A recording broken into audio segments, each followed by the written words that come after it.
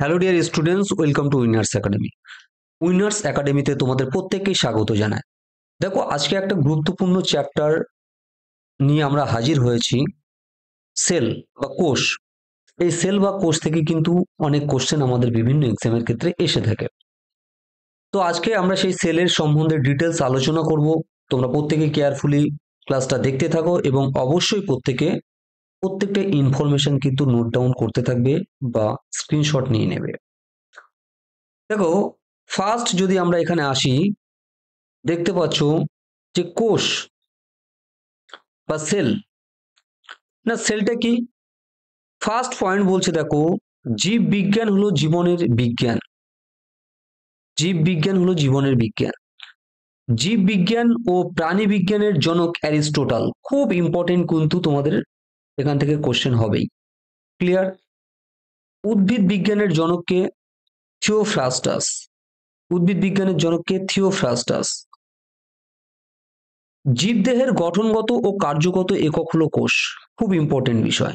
জীবদেহের গঠনগত এবং কার্যগত একক হলো কি? কোষ। ক্লিয়ার? প্রতিটি জীবদেহে এক বা অসংখ্য কোষ দিয়ে তৈরি। কিছু কিছু আছে এককোষী প্রাণী আছে, আমরা জানি, বা উদ্ভিদ। আবার কিছু কিছু বহুকোষী। সবার প্রথমে কোষ কে আবিষ্কার করেন? কোষ যে তিনি প্রথমে আবিষ্কার করেন সেটা হচ্ছে রবার্ট হুক, 1665 খ্রিস্টাব্দে। তোমাদের মনে রাখতে হবে, কারণ এখন কিন্তু সালগুলো দিয়ে দিতে পারে। রবার্ট হুক প্রকৃতপক্ষে মৃত কোষ পর্যবেক্ষণ করেন। এটাও জানতে হবে যে রবার্ট হুক যে কোষ আবিষ্কার করেছিলেন সেটা ছিল মূলত মৃত কোষ। পরে ডাচ বিজ্ঞানী অ্যান্টনি ভ্যান লিউয়েন হক, মনে রাখবে, 1674 সালে কোষ প্রাচীর ছাড়াও ভেতরের পূর্ণাঙ্গ কোষীয় দ্রব্য সহ জীবিত কোষ পর্যবেক্ষণ করেন। তাহলে কোষ প্রাচীরের ভিতরে যে একটা জীবিত কোষ আছে সেটা পর্যবেক্ষণ করেছিলেন কে? লিউয়েন হক। 1831 খ্রিস্টাব্দে রবার্ট ব্রাউন কোষের মস্তিষ্ক কি, এটা অবশ্যই তোমরা জেনে রাখবে, সেটা হচ্ছে নিউক্লিয়াস। ভীষণ ইম্পর্টেন্ট, আবিষ্কার করেন। তাহলে নিউক্লিয়াস কে আবিষ্কার করেন সেটাও তোমরা কিন্তু বুঝতে পারছো। ক্লিয়ার? চলো নেক্সট আমরা দেখে নিই। দেখো, আমরা যদি দেখি, অ্যাকচুয়ালি দেখো, তোমরা এখানে বুঝতে পারছো সেলগুলো ঠিক কেমন দেখতে। ক্লিয়ার? তোমরা বুঝতে পারছো এই যে রবার্ট হুক যেটা করেছিলেন, এটা হচ্ছে ক্রক টিস্যু বা কলা, এটা একটা। চলো নেক্সট দেখো, পরবর্তীতে দেখো, এরপর 1838 থেকে 39 খ্রিস্টাব্দ নাগাদ স্লেডান ও সোয়ান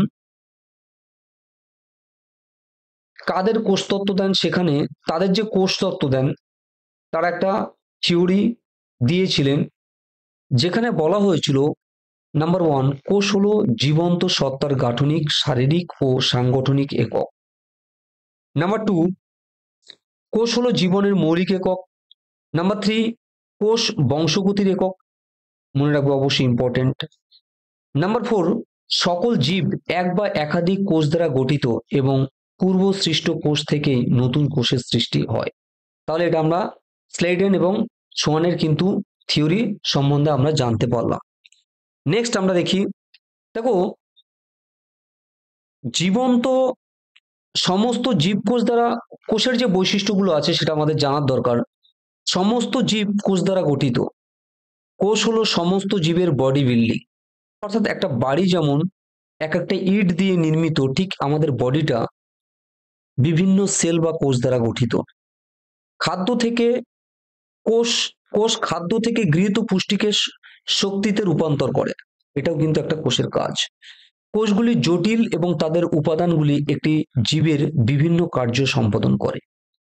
এগুলি বিভিন্ন আকার বা আকৃতি হয়। দেখো, খুব ভালো করে ছবিটা দেখো।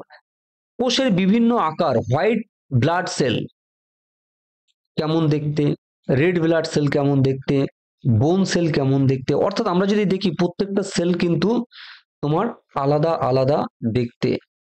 এবার দেখো, প্রথমে সেলটা কিভাবে, দেখো, সেল হওয়ার জন্য প্রথম হচ্ছে কেমিক্যাল লেভেল। সেই কেমিক্যাল লেভেলগুলো একত্রিত হয়ে কি হচ্ছে, কম্বাইন্ড হয়ে সেলুলার লেভেল তৈরি হচ্ছে। নাম্বার 2, সেলুলার লেভেল থেকে দেখতে পাচ্ছ টিস্যু বা কলা, সেই লেভেল তৈরি হচ্ছে, এগুলো কম্বাইন্ড হয়ে। কলা থেকে আমরা চলে আসছি কোথায় না অর্গান, অর্গান লেভেল বা বিভিন্ন তন্ত্র, সেখান থেকে দেখো আমাদের সিস্টেম লেভেল। ক্লিয়ার? যেটা হিউম্যান বডিতে, অর্থাৎ প্রত্যেক বডিতে কিন্তু সেটা আছে। বোঝা গেছে? তাহলে এইভাবে কিন্তু সেল, দেখো কিভাবে আমরা তাকে, সেলকে কেন ক্ষুদ্রতর একক বলছি, একটা সেল থেকে কিভাবে আমাদের একটা অঙ্গ কাজটা করে ফেললো। ক্লিয়ার? চলো নেক্সট দেখে নিই। আরো কোষ সম্বন্ধিত যে সমস্ত তথ্য তোমাদের জানা প্রয়োজন, আমাদের এক্সামের ক্ষেত্রে খুব আসে, সেটা হচ্ছে ব্যাকটেরিয়া, ইস্ট এবং অ্যামিবা, এ ধরনের কিছু এককোষী জীব। তাহলে এককোষী যদি তোমার কিছু জীব জানতে চাই, সেটা হচ্ছে ইস্ট আছে, অ্যামিবা। ক্লিয়ার? স্পাইরোগাইরা, ভলভক্স কিছু কোষ দিয়ে গঠিত, স্পাইরোগাইরা এবং ভলভক্স এগুলো কিছু কোষ নিয়ে গঠিত। মানুষ সহ পৃথিবীর অধিকাংশ জীবই বহুকোষী। তাহলে আমরা এককোষী প্রথমত জানতে পারলাম, এককোষী কোনগুলো, কিছু কোষ নিয়ে গঠিত কোনগুলো, আর মানুষ কিন্তু বহুকোষী। মানব দেহে প্রায় 37 লক্ষ কোটি কোষ রয়েছে, ভীষণ ইম্পর্টেন্ট, অবশ্যই এটা কিন্তু তোমরা নোট ডাউন করবে। একটি কোষের আদর্শ আকার হচ্ছে 10 মাইক্রোমিটার। আদর্শ আকার কত বললাম? 10 মাইক্রোমিটার, এবং ভর হচ্ছে 1 ন্যানোগ্রাম। এগুলো ডিপলি কোশ্চেন আমি তোমাদের সঙ্গে আলোচনা করছি, বিশেষ করে যারা এএনএম জিএনএম এক্সাম দেবে তাদের ক্ষেত্রে কিন্তু খুব ইম্পর্টেন্ট। এছাড়া ডব্লিউবিসিএস বা অনেক ডিপ লেভেলের যে মিসলেনিয়াস, এই সমস্ত যে কোশ্চেনগুলো তোমরা অ্যান্সার তোমরা দেবে, তাদের ক্ষেত্রে কিন্তু ডিপ লেভেলের কোশ্চেন হওয়ার সম্ভাবনা আছে। দেখো পৃথিবীর যে বৃহত্তম কোষ, পৃথিবীর বৃহত্তম কোষ হলো উট পাখির কোষ, খুব ইম্পর্টেন্ট। ক্লিয়ার? ক্ষুদ্রতম কোষ দেখা যায় ব্যাকটেরিয়া, লোহিত রক্ত কণিকাতে কিন্তু ক্ষুদ্রতম কোষ দেখা যায়। এখান থেকে অনেক এক্সট্রা ইনফরমেশন তোমরা পেলে। আচ্ছা, হিউম্যান বডির সম্বন্ধে একটু আলোচনা করি। কি বলছে দেখো, শুক্রাণু, মানব দেহের ক্ষুদ্রতম কোষ, মানব দেহের ক্ষুদ্রতম কোষ হচ্ছে কি শুক্রাণু কোষ। ক্লিয়ার?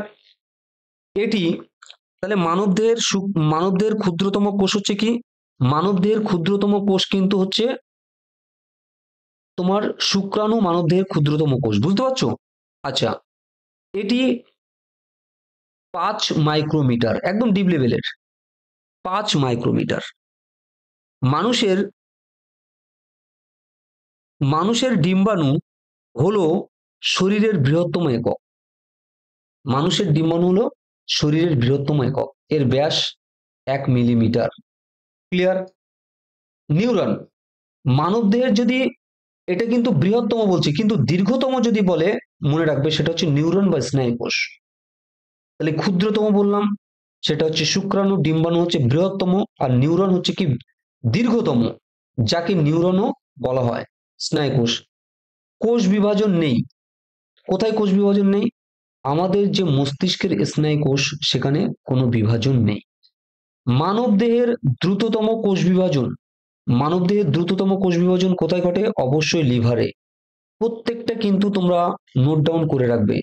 ক্ষুদ্রতম কোষ মাইকোপ্লাজমা গ্যালিসপেটিকাম। ক্লিয়ার? এটা হচ্ছে আমাদের ক্ষুদ্রতম কোষ। আচ্ছা, বৃহত্তম কোষ হচ্ছে কোটা না, দৈর্ঘ্য অনুযায়ী নিউরন, আর আয়তন অনুযায়ী কি হচ্ছে উট পাখির ডিম।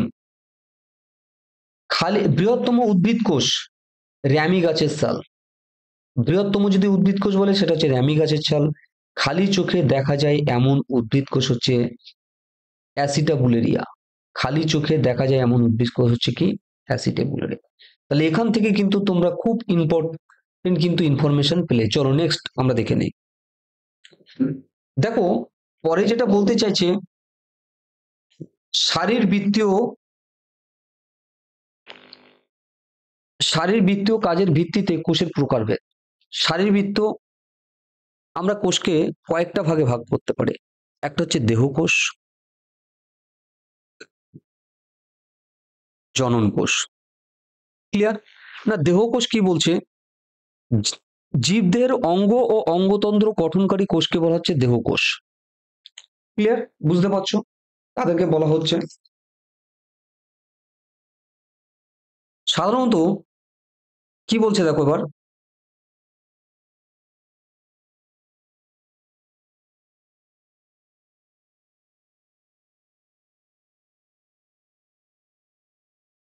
উচ্চ শ্রেণীর জীবদেহের দেহকোষ সাধারণত কি হচ্ছে না ডিপ্লয়েড।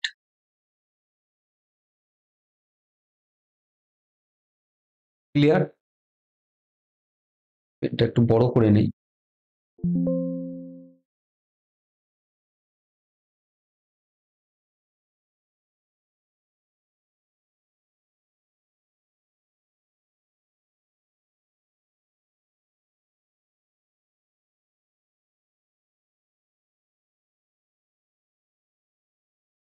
হুম, এবার দেখো, আচ্ছা এটাকে তাহলে আমরা কি বললাম, যে উচ্চ শ্রেণীর জীবদেহের কোষ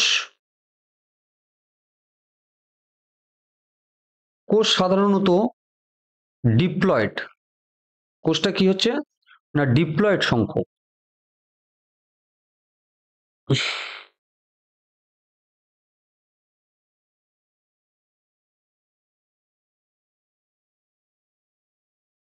ডিপ্লয়েড সংখ্যক ক্রোমোজোম থাকে, এটা মাথায় রাখবে, ডিপ্লয়েড সংখ্যক ক্রোমোজোম থাকে। উদাহরণ মূল, কাণ্ড, পাতা, কোষ, স্নায়ুকোষ, রক্তকণিকা ইত্যাদি। ক্লিয়ার? বুঝতে পারছো? আচ্ছা এবারে দেখো,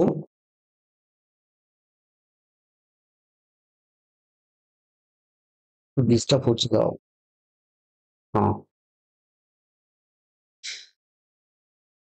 পরের যেটা বলছে যে জনন কোষ বা গ্যামেটিক রিপ্রোডাক্টিভ সেল বা গ্যামেট, যৌন জনন কোষের জন্য ডিপ্লয়েড জীবের জননাঙ্গে মায়োসিস প্রক্রিয়া, মনে রাখবে কি প্রক্রিয়া, মায়োসিস প্রক্রিয়া উৎপন্ন জনন কোষ। কিন্তু দেখো জনন কোষ কিন্তু তোমার মনে রাখবে হ্যাপ্লয়েড। কি বললাম? হ্যাপ্লয়েড। আর দেহকোষ হচ্ছে কি না, দেহকোষ তোমরা দেখতে পাচ্ছ ডিপ্লয়েড, আর জনন কোষ হচ্ছে কি হ্যাপ্লয়েড। কোষকে জনন কোষ বলা হয়। উদাহরণ শুক্রাণু, ডিম্বাণু। এবার দেখো যেটা বলতে চাইছে, নিউক্লিয়াসের গঠনের ভিত্তিতে কোষকে আবার কয়েকটা ভাগে ভাগ করছে। একটা হচ্ছে আদি কোষ, যেটাকে আমরা বলি প্রোক্যারিওটিক সেল। আর একটা বলছে প্রকৃত কোষ বা ইউক্যারিওটিক সেল, তাই তো? প্রোক্যারিওটিক কোষ কই না, যে কোষে কোনো আবরণ বেষ্টিত নিউক্লিয়াস, এমনকি আবরণ বেষ্টিত কি থাকবে না, ও কোনো অঙ্গাণু থাকে না, তা হলো আদি কোষ। যেমন মাইক্রোপ্লাজমা, ব্যাকটেরিয়া, আর আছে কি তোমার সায়ানো ব্যাকটেরিয়া। এগুলো কিন্তু সমস্ত কিছু প্রোক্যারিওটিক কোষের এক্সাম্পল। ক্লিয়ার? আর ইউক্যারিওটিক কোষ কি হচ্ছে না, এখানে কিন্তু নিউক্লিয়াস থাকবে, ঠিক আছে? এছাড়া কি আছে, অন্যান্য কোষাঙ্গাণু এখানে থাকে। জড় কোষ প্রাচীর বিশিষ্ট প্রকৃত উদ্ভিদ কোষ। তাহলে উদ্ভিদ কোষের ক্ষেত্রে কিন্তু কোষ প্রাচীর অবশ্যই থাকবে। দেখো শৈবাল, ছত্রাক, বায়োটোফাইটা, জিমনোস্পার্ম, এনজিওস্পার্ম ইত্যাদি সবই উদ্ভিদ কোষ নিয়ে গঠিত। সকল প্রাণী কোষ প্রকৃত কোষ। প্রাণীজ যে সমস্ত কোষ আছে অবশ্যই সেটা প্রকৃত কোষ। দেখো প্রকৃত কোষ, যে উদ্ভিদ কোষগুলো আছে, প্রকৃত কোষের মধ্যে আবার উদ্ভিদ কি আছে না, এখানে কিন্তু একটা মনে রাখবে যে উদ্ভিদ কোষের কোষ প্রাচীর থাকে। ক্লিয়ার? আচ্ছা এখানে কিন্তু কি থাকে না, সাধারণত সেন্ট্রোজোম থাকে না। উদ্ভিদ কোষে কি থাকে না, সেন্ট্রোজোম থাকে না, এবং গঠন কেমন হয়, গোলাকার হয় বা ডিম্বাকার হয়ে থাকে। এবার আমরা যদি দেখি প্রাণী কোষের ক্ষেত্রে দেখো, এখানে কিন্তু কোষ প্রাচীর থাকে না, এটা মাথায় রাখবে। এখানে কোষ প্রাচীর থাকে না, আর উদ্ভিদ কোষে কিন্তু কোষ প্রাচীর থাকে। ক্লিয়ার? আর একটা বিষয় দেখো, ক্লোরোপ্লাস্ট থাকে কিন্তু কোথায় না, উদ্ভিদ কোষে কিন্তু ক্লোরোপ্লাস্ট আছে, প্রাণী কোষে সেটা নেই। ক্লিয়ার? আচ্ছা কোষ গহ্বর অনুপস্থিত, বা কোষ গহ্বর যদি থাকে সেটা হচ্ছে খুব সামান্য পরিমাণে। আর প্রাণী কোষে অবশ্যই সেন্ট্রোজোম থাকে, খাদ্য সঞ্চিত খাদ্য বা চর্বি এবং গ্লাইকোজেন এগুলো কিন্তু থাকে। তাহলে এখান থেকে আমরা যে ইনফরমেশন গুলো পেলাম সেগুলো কিন্তু তোমরা প্রত্যেকে নোট ডাউন করবে। পুরো অ্যানিম্যাল সেলটাকে তুমি যদি দেখো, ভালো করে দেখো অ্যানিম্যাল সেলটাকে, তাই তো লাইসোজোম, রাইবোজিয়াম, সিলিয়াম, সেল মেমব্রেনস, অর্থাৎ পুরো বিষয়টা যদি দেখি তাহলে আমরা বুঝতে পারবো একটা মানুষের যে হিউম্যান বডির যে অ্যানিমাল সেল আছে সেই অ্যানিমাল সেলটা ঠিক কিভাবে আছে, এর মধ্যে কিভাবে আছে। দেখো এই পুরো পার্টটাকে কিন্তু আমরা বলছি নিউক্লিয়াস। তোমরা এখানে দেখতে পাচ্ছ এই পুরো পার্টটাকে কিন্তু আমরা নিউক্লিয়াস বলছি। ক্লিয়ার? আর নিউক্লিয়াস ছাড়া যেটা থাকে সেটা হচ্ছে সাইটোপ্লাজম। এখানে দেখো সেলকে আমরা দুটো ভাগে ভাগ করছি, কোষকে দুটো ভাগে ভাগ করেছি, প্লাজমা মেমব্রেনস অ্যান্ড সেল ওয়াল বা কোষ প্রাচীর আর প্রোটোপ্লাজম, দুটো ভাগে। একটা হচ্ছে সাইটোপ্লাজম আর একটা হচ্ছে নিউক্লিয়াস। ক্লিয়ার? সাইটোপ্লাজমের মধ্যে কি আছে প্রথমে দেখো, ইয়ার মানে endoplasmic reticulum, mitochondria, Golgi body, ribosome, centrosome, lysosome, cilia, flagella, plastids, এগুলো কিন্তু সমস্ত কিছু আছে তোমার হচ্ছে। আর নন সাইটোপ্লাজমিক ইনক্লুশনের মধ্যে আছে ভ্যাকুয়ালস, ক্রাস্টালস অ্যান্ড অয়েল ড্রপস, আদার ইনক্লুশনস কিন্তু এখানে আছে। আর নিউক্লিয়াসের মধ্যে হচ্ছে নিউক্লিয়ার মেমব্রেনস, নিউক্লিওপ্লাজমের মধ্যে আছে ক্রোমাটিড, ক্রোমোপ্লাজম, নিউক্লিওলাস। ক্লিয়ার? তাহলে পুরো বিষয়টা তোমরা বুঝতে পারছো একটা সেল কিভাবে গঠন হচ্ছে, তার মধ্যে কি কি অঙ্গাণু থাকছে। চলো নেক্সট। এখানে তোমরা ভালো করে দেখতে পাচ্ছ, আমি ছবিগুলো এই কারণে দিয়েছি যে তোমাদের বুঝতে সুবিধা হবে। দেখো কোনটা কি, আমরা যদি খুব ভালো করে দেখি, দেখো এটা কোষ গহ্বর। কোষ গহ্বর তোমরা খেয়াল করতে পারছো, এই পুরো বিষয়টা এটা হচ্ছে কোষ গহ্বর। ক্লিয়ার?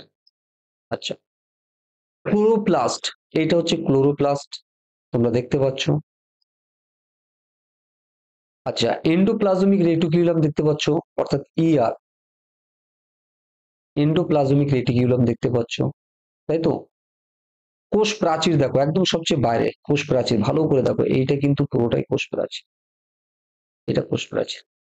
ক্লিয়ার? এটা কোষ প্রাচীর, হ্যাঁ, এটা কোষ প্রাচীর। এগুলো দেখতে পাচ্ছ। এই যে ক্রোমাটিন কিভাবে আছে, ক্রোমাটিন একটু আগে দেখছিলাম, ক্রোমাটিন দেখো এটা কিভাবে ক্রোমাটিন গুলো আছে। ক্লিয়ার? নিউক্লিওলাস হচ্ছে একদম মিডিলে আছে, দেখতে পাচ্ছ। এন্ডোপ্লাজমিক রেটিকুলাম অমসৃণ এর মধ্যে আছে। আচ্ছা, রাইবোজোম, রাইবোজোম দেখো এই পার্টটাকে বলছে রাইবোজোম, এটা মুক্ত। গলগি বডি, গলগি বডি তোমরা দেখতে পাচ্ছ তার আকৃতিটা কেমন। লাইসোজোম হচ্ছে এই, মাইটোকন্ড্রিয়া হচ্ছে এটা। ক্লিয়ার? তাহলে তোমরা ছবির মধ্যে দিয়ে মোটামুটি একটা সেল সম্বন্ধে, তার অঙ্গাণু সম্বন্ধে তোমরা কিন্তু বুঝতে পারলে। এখন দেখো প্লান্ট সেল, প্লান্ট সেল, তাই তো, বা উদ্ভিদ কোষ, যেটাকে বলছি আমরা উদ্ভিদ কোষ। উদ্ভিদ কোষ, দেখো উদ্ভিদ কোষকে ভালো করে পর্যবেক্ষণ দেখলে সবার প্রথমে যেটা চলে আসে সেটা হচ্ছে কিন্তু আমাদের কোষ প্রাচীর। ভালো করে দেখো একদম এই বাইরে যেটা আছে, এই পুরো বাইরে যে পার্টটা আছে এইটা কিন্তু কোষ প্রাচীর। ক্লিয়ার? এটা কিন্তু প্রাণীদের ক্ষেত্রে এই কোষ প্রাচীরটা নেই। কোষ প্রাচীরের মধ্যে আছে কিন্তু কোষ পর্দা। ক্লিয়ার? এটা মাথায় রাখতে হবে। তাহলে এটা গেল। আচ্ছা, কোষ প্রাচীরের কাজ কি না, উদ্ভিদের দৃঢ়তা প্রদান করে। আর কি করে, লবণ এবং জল কিন্তু পরিবহনে সাহায্য করে তোমার হচ্ছে কোষ প্রাচীর। চলো নেক্সট। এবার চলে আসে আমরা কোষ পর্দা। কোষ পর্দার ক্ষেত্রে কি দেখবো না, কোষ পর্দা যেটা দেখে সেটা হচ্ছে যে সমস্ত কোষের কোষ প্রাচীর থাকে না, প্রাণী কোষের সবচেয়ে বাইরের অংশ, বিশেষ করে প্রাণী কোষ, এটা মনে রাখবে, প্রাণী কোষের বাইরের, অর্থাৎ আমাদের যে বাইরের একদম ত্বকটা দেখতে পাচ্ছি সেটা কিন্তু কোষ পর্দা। এটা দেখো তোমরা ভালো করে দেখবে পাতলা, সজীব, নমনীয়, অর্ধবেদ্য হয়। উদ্ভিদ কোষের ক্ষেত্রে কোষ পর্দা কোষ প্রাচীরের ভেতরে অবস্থান করে, মানে প্রথমে কোষ প্রাচীর, তারপরে কোষ পর্দা থাকছে। হ্যাঁ, এটা হচ্ছে বাবা। এর কাজ কি? না, এক কোষ থেকে অন্য কোষে জল, লবণ ও অন্যান্য গুরুত্বপূর্ণ উপাদান আদান প্রদান করে থাকে, সহায়তা করে থাকে কিন্তু কোষ পর্দা। ক্লিয়ার? তোমরা কোষ পর্দার ছবিটা এখানে দেখতে পাচ্ছ ভালো করে, প্রত্যেকে দেখে নাও। দেখো এখানে আহ গ্লাইকোপ্রোটিন আছে, কার্বোহাইড্রেট, ক্লিয়ার, গ্লাইকোলিপিড, কোলেস্টেরল, এগুলো কিন্তু সব এখানে আমাদের কোষ পর্দাতে আছে।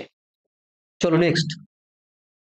এবার দেখো সাইটোপ্লাজম। আমরা যেটা বলছিলাম যে নিউক্লিয়াস বাদ দিয়ে যে পার্টটা পড়ে থাকছে সেটাকেই, অর্থাৎ এই যে পার্টটা, এই পুরো পার্টটা বাদ দিলে যেটা পড়ে থাকছে সেটা হচ্ছে আর যে সমস্ত অঙ্গাণুগুলো আছে সেগুলোটাকে পুরোটাকে বলছে সাইটোপ্লাজম। সাইটোপ্লাজম কোষ পর্দার ভিতর যে সমস্ত অঙ্গাণু থাকে নিউক্লিয়াসকে বাদ দিয়ে তাদের একত্রে সাইটোপ্লাজম বলছে। ক্লিয়ার? এখন ঘটনা হচ্ছে সাইটোপ্লাজমের কাজ কি? সাইটোপ্লাজমের কাজ না, সাইটোপ্লাজমের কোষের মধ্যে যে বজ্র পদার্থ অপসারণ করা, কোষকে শ্বাস নিতে সাহায্য করা, গ্লুকোজকে শক্তিতে রূপান্তরিত করতে কিন্তু সাইটোপ্লাজম কাজ করে, এটা মনে রাখবেন। ঠিক আছে? তোমরা এই পাশের ছবিটাতে দেখতে পাচ্ছ যে সাইটোপ্লাজমের এই ছবিটা নিশ্চয়ই ভালো করে, এবং তার মধ্যে দেখো কিভাবে ডিএনএটা অবস্থান করছে। ক্লিয়ার? এই ছবিটা কিন্তু তোমাদের ভালো করে পর্যবেক্ষণ করতে হবে। দেখো ছবিটা দেখলে কিন্তু তোমাদের আমাদের কোষের যে বিভিন্ন অঙ্গাণু আছে তাদের যে কাজ সেগুলো কিন্তু তোমাদের মনে রাখতে সুবিধা হবে। আমি যদিও ডিটেলসে আলোচনা করে দিচ্ছি তোমাদের। এবার দেখো প্রথম যেটা চলে আসছে সেটা হচ্ছে রাইবোজোম। রাইবোজোম কি? না, রাইবোজোম হচ্ছে এন্ডোপ্লাজমিক রেটিকিউলামের উপর অবস্থিত ছোট ছোট গোলাকার বিন্দু, যেগুলি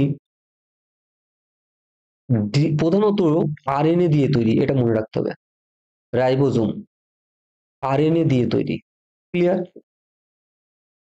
কি দেখো রাইবোজোম গুলো এন্ডোপ্লাজমিক রেটিকুলামের উপরে দেখো ছোট্ট ছোট্ট যে আমাদেরকে পাশের ছবিটাতে দেখতে পাচ্ছ যে ছোট ছোটতে যে বিন্দুগুলো আছে, অসংখ্য বিন্দু। এর কাজ কি? এটা সবচেয়ে বেশি ইম্পর্টেন্ট। এর কাজ হচ্ছে প্রোটিন সংশ্লেষণ সাহায্য ছাড়াই রাইবোজোমের প্রধান কাজ। তাহলে কি? প্রোটিন সংশ্লেষণ করা, প্রোটিন সংশ্লেষ করা কিন্তু রাইবোজোমের প্রধান কাজ। আমাদের এক্সামে কিন্তু খুব দেয়। রাইবোজোমের কাজ যদি আমাদের জানতে চাই তাহলে সেক্ষেত্রে কিন্তু আমাদের অনেকগুলো অপশন থাকবে, এটা আমরা প্রোটিন সংশ্লেষণ হবে। চলো নেক্সট।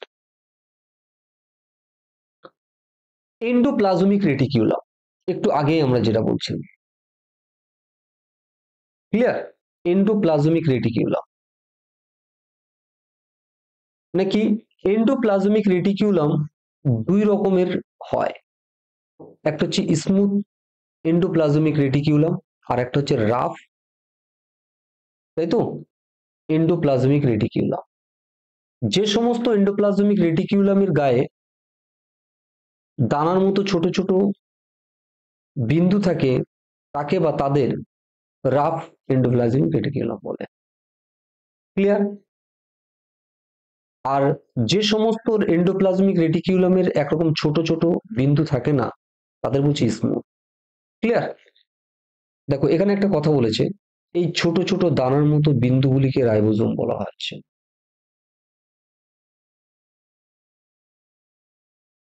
দেখো রাফ এন্ডোপ্লাজমিক রেটিকুলাম, এগুলো কিন্তু খুব ডিপ কোশ্চেন করেছি, আমি তোমাদের ডিপ আলোচনা করছি। প্রোটিন সংশ্লেষ সহায়তা করা কিন্তু কার কাজ? না, রাফ এন্ডোপ্লাজমিক রেটিকিউলামের। আর স্মুথ এন্ডোপ্লাজমিক রেটিকিউলামের কাজ কি? ফ্যাট এবং লিপিড সংশ্লেষণ করা, সহায়তা করা। খুব ডিপ লেভেলের কোশ্চেন হচ্ছে এগুলো, বিশেষ করে ডব্লিউবিসিএস বা এএনএম জিএনএম যে পরীক্ষাগুলো বা মিসলেনিয়াস যেগুলো দিই এখনকার সময়ে তো সব পরীক্ষাতে আমাদের ডিপ কোশ্চেন করছে, এটা কিন্তু তোমাদের মাথায় রাখতে হবে। আচ্ছা চলো নেক্সট। মাইটোকন্ড্রিয়া, এটা একটা খুব ইম্পর্টেন্ট কিন্তু রোল প্লে করে আমাদের হিউম্যান বডিতে। মাইটোকন্ড্রিয়া কোষের ক্ষেত্রে না, মাইটোকন্ড্রিয়াতেই এটিপি, ফুল ফর্ম হচ্ছে মনে রাখবে অ্যাডিনোসিন ট্রাইফসফেট, উৎপন্ন হয়। আর শ্বসনের সময় উৎপন্ন হওয়া শক্তি মাইটোকন্ড্রিয়াতেই সঞ্চিত হয়। তাই একে কোষের শক্তিঘর বলা হয়। মাইটোকন্ড্রিয়াকে কোষের শক্তিঘর বলা হয়। ক্লিয়ার? এটা তোমাদের কিন্তু মনে রাখতে হবে।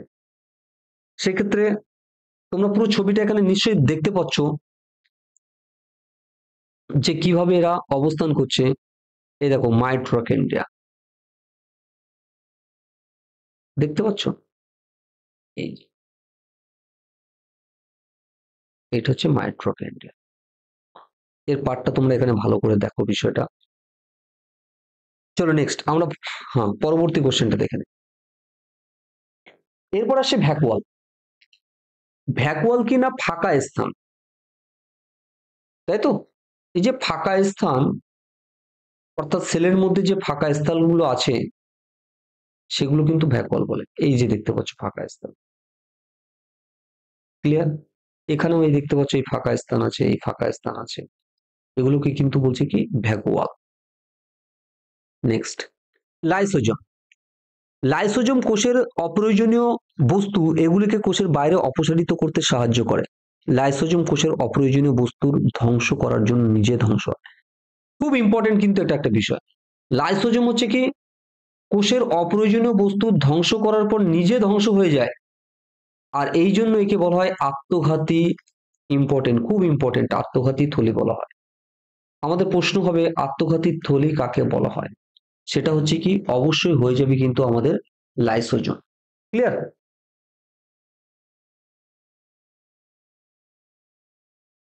দেখো কিভাবে লাইসোজোমটা আমাদের, এই যে তোমরা দেখতে পাচ্ছ লাইসোজোম, এই পার্টটা, এই পার্টটা কিন্তু আমাদের লাইসোজোম। এখানে কি দেখো আমরা এই একটা লাইসোজোম দেখি, এই লাইসোজোম গুলো কিন্তু কি দেখতে পাচ্ছি আমরা। ক্লিয়ার? এগুলো হচ্ছে লাইসোজোম। চলো নেক্সট, প্লাস্টিড। দেখো প্লাস্টিড, এটা মনে রাখবে, প্লাস্টিড শুধুমাত্র উদ্ভিদ কোষে দেখা যায়। এটা বিভিন্ন রঙের হয়ে থাকে। সবুজ প্লাস্টিডকে আমাদের খুব কোশ্চেন আছে, সবুজ রঙের কে বলা হচ্ছে ক্লোরোপ্লাস্ট। ক্লোরোপ্লাস্ট কাকে বলা হচ্ছে? সবুজ প্লাস্টিডকে। না এই ক্লোরোপ্লাস্ট কি করছে না সালোক সংশ্লেষে সাহায্য করছে। সবুজ ছাড়াও সাদা, কমলা, হলুদ রঙের প্লাস্টিড দেখা যায়। সাদা যে প্লাস্টিড দেখা যাচ্ছে সেটা হচ্ছে লিউকোপ্লাস্ট বলে। সাদা প্লাস্টিডকে লিউকোপ্লাস্ট বলে। লিউকোপ্লাস্ট স্টার্চ, প্রোটিন ও তেল সঞ্চয় রাখে। খুব ইম্পর্টেন্ট, লিউকোপ্লাস্টের কাজ কি? স্টার্চ, প্রোটিন এবং তেল কিন্তু সঞ্চয় রাখতে সাহায্য করে। ক্লিয়ার? চলো আমরা নেক্সট কোশ্চেন দেখে নেই। নিউক্লিয়াস। এবার আমরা কিন্তু নিউক্লিয়াস চলে এলাম। নিউক্লিয়াস কি না, নিউক্লিয়াসকে মনে রাখবে এটা কিন্তু বংশগতির ধারক বা বাহক ডিএনএ নিয়ে গঠিত হচ্ছে নিউক্লিয়াস। দেখো ডিএনএটা ঠিক কিভাবে এখানে অবস্থান, এই যেটা যদি দেখি আমরা নিচের যে পার্টটা ছবিটা কিভাবে অবস্থান করছে। ক্লিয়ার? তাহলে এটাতে কি না নিউক্লিয়াস কোষের সমস্ত কাজ নিয়ন্ত্রণ করে বলে নিউক্লিয়াসকে কোষের মস্তিষ্ক বলা হয়। নিউক্লিয়াসকে কি বলা হয়? কোষের মস্তিষ্ক, মানে ও সমস্ত কিছু অপারেট করে। যে সমস্ত কোষে সুসংগত নিউক্লিয়াস থাকে তাদের ইউক্যারিওটিক কোষ বলে। একটু আগে আমরা পড়ছিলাম ইউক্যারিওটিক কোষ আর প্রোক্যারিওটিক কোষ। ক্লিয়ার? বুঝতে পারছো? দেখো এবার আমরা নিচে চলে আসি। প্রকৃত কোষের সাইটোপ্লাজম দ্বিস্তরী আবরণ দেখা যায়। গোলাকার অঙ্গাণু ক্রোমাটিন জালিকা ধারণ করে এবং সেটা কিন্তু সুস্পষ্টভাবে দেখা যায় নিউক্লিয়াস।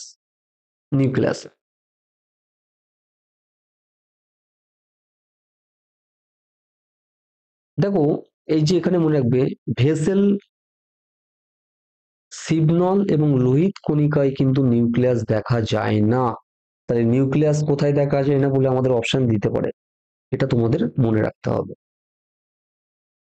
নিউক্লিয়াসকে, নিউক্লিয়াসের গঠন চারটে ভাগে ভাগ করা যায়। একটা হচ্ছে নিউক্লিয় ঝিল্লি, নিউক্লিওপ্লাজম, নিউক্লিওলাস, নিউক্লিয় বা ক্রোমোজোম বা নিউক্লিয় জালিকা। ভালো করে দেখো এখানে যদি আমরা দেখি, দেখো নিউক্লিওলাস এটা একদম এই ভিতরের যে পার্টটা দেখতে পাচ্ছ, এটা হচ্ছে ক্রোমোজোম। এই যে দেখো দড়ির মতো একটা অংশ দেখতে পাচ্ছ, এটা হচ্ছে ক্রোমোজোম। ক্রোমাটিন, তোমরা এই বিষয়টা বুঝতে পারছো ক্রোমাটিন কোনটা, ঠিক আছে?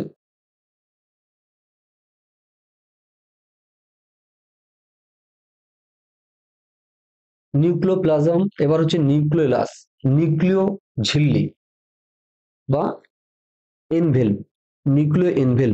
দেখো এই উপরেরটা হচ্ছে নিউক্লিয় এনভেল, তোমরা নিশ্চয়ই দেখতে পাচ্ছ।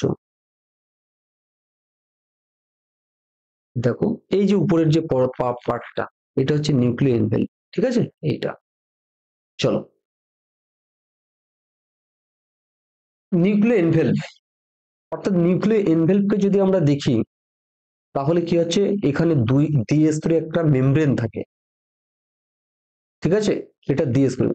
দেখো এটা তোমরা অবশ্যই প্রত্যেকে এই বিষয়টাকে নোট ডাউন করে নেবে যে এটাকে কিন্তু আবার কি বলছে, ট্রান্সপোর্ট বলা হচ্ছে। কি বিষয়টা না, নিউক্লিয়াস এনভেলপ সর্বদা বিশেষ ধরনের অসংখ্য ছিদ্র থাকে যা অন্যান্য আবরণীতে থাকে না। প্রতিটি ছিদ্র সংকোচন প্রসারণশীল একটি প্রোটিন নেটওয়ার্ক দ্বারা সংকোচন বা নিয়ন্ত্রিত হয়। ছিদ্রটিকে ঘিরে চারপাশের বৃত্তাকারে প্রোটিন গ্রানিউল থাকে এবং মাঝখানে একটি অপেক্ষাকৃত বড় আকারের প্রোটিন থাকে, একে ট্রান্সপোর্ট বলা হয়। ক্লিয়ার? আচ্ছা, একে আরো একটা কথা বলা হচ্ছে নিউক্লিয়ার ফুসকা। বলছে নিউক্লিয় পর্দার ঝিল্লির ভেতর হতে উৎপন্ন ফুসকাকে নিউক্লিয় ফুসকা বলা হয়। আচ্ছা, এদের কাজ কি? এদের কাজ মনে রাখবে, অভ্যন্তরীণ দ্রব্য বহিস্থ সাইটোপ্লাজমের মধ্যে যোগাযোগ, পরিবহন বা রক্ষা করা। ক্লিয়ার? এছাড়া হচ্ছে কি, যে ক্রোমাটিন জালিকা আছে সেগুলোকে পৃথক বা সংরক্ষণ করা এর কাজ। নিউক্লিয়াসের দৃঢ় তাকে অবস্থানকে দৃঢ় করা। আর যে যে রন্ধ্র আছে সেখানে সাইটোপ্লাজম, রন্ধ্রের মাধ্যমে সাইটোপ্লাজমে পাঠানো। নিউক্লিওপ্লাজম, এটা কিন্তু মনে রাখবে স্বচ্ছ, ঘন এবং দানাদার তরল পদার্থ, ঠিক আছে? কি হচ্ছে নিউক্লিওপ্লাজম? এর কাজ হচ্ছে কি না, ক্রোমাটিন জালিকা ধারণ করা, তাই তো? নিউক্লিয়াস ধারণ করা, এইগুলোর কাজ। এবং নিউক্লিওপ্লাজম আরএনএ ও ডিএনএ প্রতিলিপি গঠনে সহায়তা করে, এটা কিন্তু একটা খুব ইম্পর্টেন্ট বিষয়, মনে রাখবে। আর কি, কোষ বিভাজনে নিউক্লিয়াসমের মানে নিউক্লিওপ্লাজম কিন্তু কোষ বিভাজনের সময় গুরুত্বপূর্ণ ভূমিকা পালন করে থাকে। নিউক্লিওলাস, নিউক্লিওলাস এটা সম্বন্ধে তোমরা ডিটেলস করে নেবে, আমি তোমাদের এই পিডিএফটা গ্রুপে পাঠিয়ে দেবো, অসুবিধা নেই। তোমরা এখান থেকে যেটা করবে, এর হচ্ছে কি, এর কাজ যেটা হচ্ছে নিউক্লিওলাস প্রাক রাইবোজিয়াম আরএনএ সংশ্লেষিত হয়, এটাতে প্রোটিন ও রাইবোজোম সংশ্লেষ হয়, এখানে আরএনএ সংরক্ষিত থাকে। কোষ বিভাজনেও কিন্তু নিউক্লিওলাস ভূমিকা পালন করে থাকে। দেখো নিউক্লিওলাস তোমরা একটু ভালো করে দেখলে বুঝতে পারবে এই যে এটা কোথায় অবস্থান করছে। ক্লিয়ার? ক্রোমাটিন তন্তু, তাই তো? ক্রোমাটিন আমরা একটু আগে দেখেছিলাম, ক্রোমোজোমের মধ্যে যেটা আছে ক্রোমাটিন তন্তু, তোমরা এখানে দেখতে পাচ্ছ ক্রোমাটিন তন্তু। ক্রোমাটিন তন্তু কাজ কি এবং কি কিভাবে এটা, আমি একদম লাস্ট পার্টটা যেটা ইম্পর্টেন্ট সেটা তোমাদের সঙ্গে আলোচনা করে দিচ্ছি। দেখো এগুলো কিন্তু খুব ডিপ ভাবে আমি কিন্তু তোমাদের সঙ্গে, রাসায়নিক দিক থেকে বিবেচনা করলে দেখা যায় ক্রোমাটিন তন্তুকে ডিএনএ, হিস্টোন ও নন হিস্টোন প্রোটিন থাকে। কি কি থাকে? ডিএনএ, হিস্টোন ও নন হিস্টোন। নিউক্লিওজোমের পৃষ্ঠে ডিএনএ সূত্র প্রায় দুই প্যাচ সম্পন্ন, দুইবার প্যাচ সম্পন্ন করে বেরিয়ে আসা নিউক্লিওজোম থেকে বেরিয়ে আসা সূত্রের সঙ্গে মিলিত হয়। এভাবে ক্রমশ লম্বা ক্রোমাটিন সূত্রের সৃষ্টি হয়। অর্থাৎ ক্রোমাটিন গুলো কিভাবে উৎপত্তি হয় সেটা বলা হয়েছে। তোমরা এদের এখানে মনে রাখবে, এতে কি থাকছে, ডিএনএ, হিস্টোন এবং নন হিস্টোন প্রোটিন কিন্তু এটাতে থাকে। ক্লিয়ার? তোমরা এখানে দেখতে পাচ্ছ এই যে যে অবস্থানটা করছে ক্রোমোজোম। দেখো এর কাজটা কিন্তু মনে রাখতে হবে, খুব ইম্পর্টেন্ট। কি না, কোষ বিভাজনের সময় ক্রোমাটিন ক্রোমোজোমে পরিণত হয়, বংশগতির পদার্থ ডিএনএ ধারণ করে। ক্রোমাটিন অর্থাৎ ক্রোমোজোমের মাধ্যমে বংশগতি পদার্থ ডিএনএ পরবর্তী অণুতে সঞ্চারিত হয়। খুব ইম্পর্টেন্ট। ডিএনএ যেটা সঞ্চারিত হচ্ছে সেটা কিন্তু ক্রোমোজোমের মাধ্যমে। ক্লিয়ার? চলো নেক্সট। তাহলে দেখো এই পর্যন্ত আমাদের পুরোটা আজকে ছিল সেল সম্বন্ধিত বিস্তারিত তথ্য। তো তোমরা এটা পুরোটা ভালো করে বিষয়টা দেখে নেবে এবং পরবর্তী ক্লাসে এরকম একটা গুরুত্বপূর্ণ আমি টপিক নিয়ে তোমাদের সঙ্গে আলোচনা করব। তোমরা যেখান থেকে কিন্তু পুরো কনসেপ্টটা পেয়ে যাবে। তো এইভাবে তোমরা অবশ্যই আমাদের চ্যানেলটাকে সাবস্ক্রাইব করে রাখো, আমাদের পাশে থাকো এরকম গুরুত্বপূর্ণ আরো ক্লাস পাওয়ার জন্য। তো পরবর্তী ক্লাসে আবার দেখা হবে।